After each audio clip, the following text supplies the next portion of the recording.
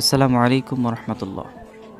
আগামীকাল পবিত্র শুক্রবার, সপ্তাহের শ্রেষ্ঠতম দিন। আর এই দিনে কিছু গুরুত্বপূর্ণ আমল রয়েছে। এর মধ্যে একটি হলো দরুদ পড়া। বিশ্বনবী সাল্লাল্লাহু আলাইহি ওয়াসাল্লাম বলেছেন, যে ব্যক্তি আমার উপর একবার দরুদ পাঠ করবে, আল্লাহ পাক রব্বুল আলামিন তার 10টি গুনাহ মাফ করবেন, 10টি মর্যাদা বৃদ্ধি করবেন এবং 10 বার রহমত পাঠাবেন। সুবহানাল্লাহি ওয়া বিহামদিহি।